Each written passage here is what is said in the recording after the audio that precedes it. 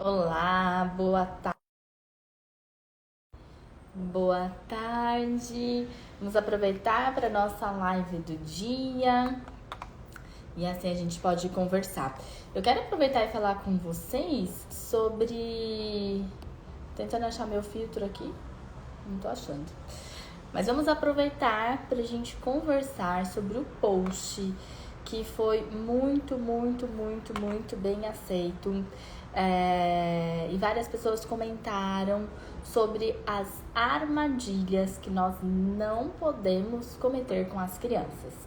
Gente, como eu estou aqui no intervalo entre uma consulta e outra, eu vou passar aqui já os recados aqui para que vocês possam já se organizando, compartilhar essa live com outros profissionais para que outros profissionais também possam ter acesso a essa informação.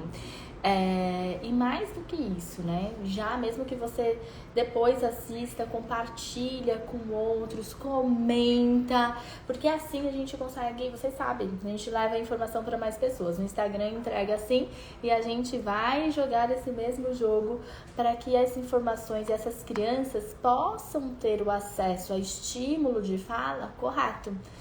Porque isso acontece no dia a dia.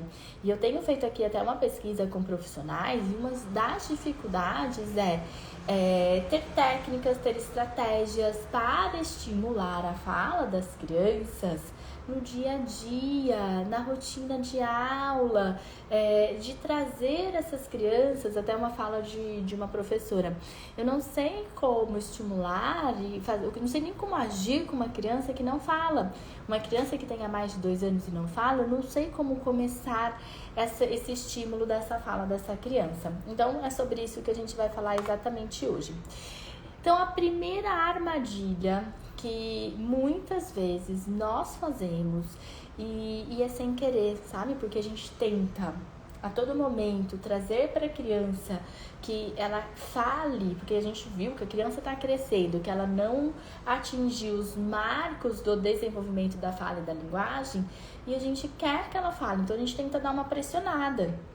E isso acontece mesmo, mas agora vocês profissionais da educação, professores, pedagogos, psicóloga, neuropsicólogo, que já sabem que isso não pode acontecer e que tem outra forma, tem outra estratégia de a gente conseguir nessa mesma interação da criança, a gente vai por esse caminho. E para os fonos também, tem fonos aqui que estão querendo mudar de área, que estão transitando a carreira dentro da especialidade. Então é importante que todos saibam. Elisa, querida, boa tarde, tudo bem? Então a armadilha número 1 é pedir para a criança falar as palavras e ficar repetindo as palavras. Então isso não vai ajudar a criança a ter uma fala funcional. Porque se eu quisesse que a criança ficasse só repetindo palavras sem saber a função delas, seria muito fácil, era muito fácil. A gente colocaria lá fazia um áudio, e pediria para a criança ficar falando. Mas isso a criança não memoriza, porque não está dentro da função e não é legal, não é motivador. Aquilo que não é motivador, a criança não tem interesse nem de registrar na memória dela, muito menos de conseguir memorizar e ainda usar de uma forma funcional. Então, o que acontece? A criança faz aquela palavra, ela faz porque estão pedindo para ela naquele momento, mas ela passa, depois ela esquece, ela não usa mais. E daí, às vezes, falam pra mim, mas olha, eu falei pra ele falar, a criança falar, e a criança falou. Inclusive, eu recebi um direct de uma professora, eu falei pra ele falar, e ele falou, mas depois ele não repetiu mais essa palavra. Por quê? Porque ficou sem função. Se a gente pede pra criança falar, repetir por repetir, não tem função, e a criança deixa de usar essa palavra. Agora, quando eu trago na motivação, na brincadeira, não faz de conta, e eu dou a palavra para a criança, eu nomeio essa palavra para ela, fazendo parceria, eu narro aquilo que a criança está fazendo dentro do contexto, dentro do interesse da criança, eu consigo trazer a motivação da criança e eu trago para a função essas palavras que eu quero tanto que a criança participe. Né? E eu não posso deixar também de usar como uma forma de interação, porque não são só as palavras, né, que a gente usa para poder se comunicar. Nós mesmos, adultos, também usamos como forma de comunicação o contato visual, um sorriso, o gesto. E nós temos que entender que se a criança ela não usou naquele momento, é porque ela ainda não está se sentindo segura. Hoje mesmo veio uma criança para um atendimento, uma avaliação, de que os pais fizeram metade da avaliação antes das minhas férias, metade agora, e aí eles falaram assim, olha, assim, em casa tá falando um monte, já contei e deu 20 palavras, chegou aqui, a criança falou 5 palavras, por quê? Porque as outras não estão consolidadas e nem é uma forma espontânea para essa criança falar, se não apareceu essas palavras dentro do contexto da brincadeira. Então a criança também não falou. Mas a gente pediu para a criança repetir, eu tiro todo o foco dessa funcionalidade dessas palavras. A outra, a criança, ela só memoriza quando está dentro do contexto e quando está dentro da motivação da criança. Aproveitem aí para me fazer as perguntas, se vocês tiverem, porque assim, enquanto eu tomo água, e a gente consegue conversar e estender esse assunto. Ensinar, outra armadilha muito comum é ensinar as cores para a criança e querer que a criança reconheça e nomeie as cores como uma forma de conversa. Isso não é uma conversa, né? Porque imagina só, se alguém fica perguntando para você, que cor é essa? Mas como faz isso? Mas que cor é essa desse livro que você tá na sua mão? Que cor é desse carrinho? Isso não é uma conversa, né? Isso é um interrogatório. Então, se tem aquela conversa que é cheia de perguntas, meio que você não consegue fluir nessa conversa, não é legal. Por quê? Porque o que a gente precisa é de uma conversa fluida, nem que seja essa conversa com a linguagem não verbal. Mas quando eu só estou perguntando, eu deixo a criança se isola. A criança, ela começa a ter somente entendimento, mas ela não tem como se expressar, porque ela não tem modelo de como se expressar, ela tem modelo de como entender. Então, quando eu faço muitas perguntas ou eu ensino a criança o que é abstrato e que ela ainda não consegue nem reconhecer, nem entender, eu também não consigo ajudar essa criança para se expressar. E a cor, ensinar a cor é esse exemplo. Então, como que eu vou ensinar a cor de uma forma funcional? É associar a cor ao objeto. Porque quando eu ensino a cor sozinha, fala vermelho, azul, ela não é concreto. E a criança aprende com tudo que é concreto. Inclusive, eu estava lendo aqui agora a normativa da BNCC, e é uma das normativas, eu conseguir trazer tudo que é abstrato, eu concretizar para mostrar para a criança.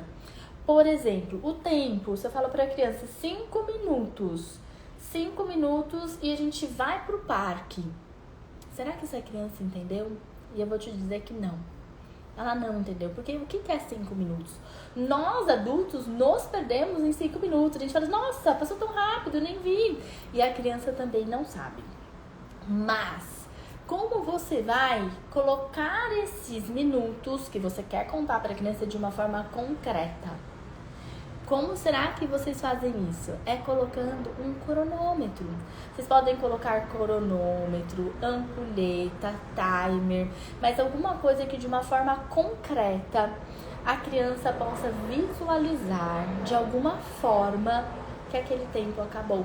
Então, no cronômetro do celular, ele tem uma linha laranja e ela vai diminuindo. E depois aparece o som. Daí a criança já sabe. Na ampulheta que tá aqui em cima, ele acaba toda a areinha e a criança visualizou. Então, isso é uma forma concreta. É uma forma concreta. E eu preciso fazer com todos esses estímulos que são para a criança, sempre transformar tudo que é abstrato de uma forma concreta. E esse é só um exemplo, né? Porque tem muito mais outros estímulos para que a gente possa fazer isso no dia a dia. E às vezes a gente fala com a criança, como a gente fala com o adulto, né? E às vezes a gente não percebe da dificuldade que a criança tem com essa conversa abstrata. Por isso que os sentimentos a gente tem que sempre colocar de foco as carinhas, com a face, para a criança perceber o que é aquele sentimento. Porque se eu só contar o que é esse sentimento, você está feliz, você está triste, a criança não consegue saber. Então eu mostro a carinha para que ela possa fazer a associação do abstrato com o concreto e ela guarda essa informação. E é isso que a gente precisa, né? Que guarde essa informação de todas as formas. Vamos passar aqui para o próximo. E a criança, a questão também da brincadeira, né? Outra armadilha é o deixar a criança brincando sozinha e ainda dizer, eu ensinei as crianças aqui a serem independentes. Então, a classe ou a terapia onde a criança está brincando sozinha sem nenhuma interação. E o que é que eu estou perdendo nesse momento? Eu estou perdendo de dar um modelo para a criança. Porque a criança que ela tem a dificuldade para falar, a criança que tem um atraso de fala, que a maioria que já dá para a gente reconhecer quando essa criança tem um atraso de fala, é quando ela não atingiu os marcos do desenvolvimento da fala e da linguagem. Essa criança, ela não tem repertório para brincar sozinha. Ela não tem. Por que ela não tem o repertório? Porque ela não tem as palavras. Se ela ainda não fala, a brincadeira com o número de palavras e essa comunicação, elas estão juntas, elas andam juntas. Então, se a brincadeira é pobre, uma brincadeira empobrecida, eu só fico explorando os brinquedos, eu também tenho uma fala que ela é pobre, eu tô nos gestos, e às vezes nem isso eu tenho. Mas se eu já tenho uma brincadeira mais elaborada, eu também tenho uma fala mais elaborada. Então, uma brincadeira de faz de conta, a criança também já está querendo conversar, ela aponta para ela saber o que é, ela procura pelo outro. Mas quando eu tenho uma brincadeira que é só de jogar brinquedos no chão, eu também tenho uma fala que é de resmungar, de chorar, de apontar. É uma comunicação que ela também é menos, ela é mais empobrecida, ela tem menos habilidade, porque ela ainda está em desenvolvimento. Não quer dizer que não vai aprender. Ela vai aprender, mas ela precisa de mais estímulos corretos para que ela possa aprender. Então, dar o modelo para a criança, junto com o verbal, que é o que eu falei para vocês, nomear, narrar, é uma forma da criança pegar o modelo, imitar e aprender. Então, a criança, ela aprende por imitação, mas ela aprende por imitação daquilo que ela recebe. Se ela não recebeu nada, ela também não tem como dar pra gente e nem mostrar para o meio nada. Ela fica brincando, que você acha que é uma brincadeira, mas acaba sendo uma exploração. Aquela criança na sala de aula que joga as coisas no chão, que ela tira todo do lugar, mas ela nem sabe onde voltar no lugar e ela fica entretida só andando e tirando as coisas do lugar. E que isso acaba não sendo uma brincadeira funcional. E agora, deixa eu ver aqui, uma mãe que fez uma pergunta, eu vou responder a pergunta. Se alguém tiver pergunta, aproveita. Que ela falou que é uma criança de 2 anos. Deixa eu achar aqui a pergunta para eu falar o nome aqui. Lindinalva, meu filho de 2 anos entende tudo, mas não fala. Essa é uma criança, Lindinalva, que ele tem uma parte da linguagem muito bem estimulada, que é a parte da compreensão, do quanto ele recebe de informação. Ele está entendendo, mas o que ele não está é conseguindo se expressar. Porque a comunicação, ela precisa dessas duas linguagens muito bem alinhadas, o quanto eu compreendo com o quanto que eu expresso, mas elas têm que andar juntas em sincronia para que o outro possa entender o que ele está querendo dizer, o que ele precisa falar. Para você, o que eu digo? De você... Ele precisa ter gestos, tá? Eu não sei se ele já tem gestos ou não, mas se ele não tiver gestos, você precisa ensinar os gestos para ele. E caso ele tenha os gestos, você vai interpretar esses gestos. Boa tarde, Júlia! E quando você interpreta os gestos, você vai começar a alimentar essa memória dele com significados. Porque quando a criança, ela só sabe o que tem que fazer, ou é aquela criança independente, ela ainda não tem os significados, as nomeações. Ela não tem o nome das coisas, do que ela tá fazendo, e nem o nome dos brinquedos, dos objetos aqui na memória dela. Então eu preciso agir para trazer essa parceria, essa nomeação, essa narração, essa interpretação de gestos para que daí aconteça a expressão que é a fala. E para que a criança ela possa elaborar. Aqui eu vou selecionar a palavra dá. Ele seleciona essa palavra e consegue articular. Muito obrigada a todas vocês pela essa companhia. Sempre que eu tiver nas próximas semanas, eu quero sempre estar aqui com vocês, pelo menos uma vez no dia, para que a gente tenha essa conversa rápida. Quero pedir até para vocês um favor. Se vocês tiverem temas do interesse de vocês, aproveitem e coloquem lá nos comentários, porque assim eu vou trazendo sempre temas que já sejam interessantes para vocês. Um beijo, boa tarde!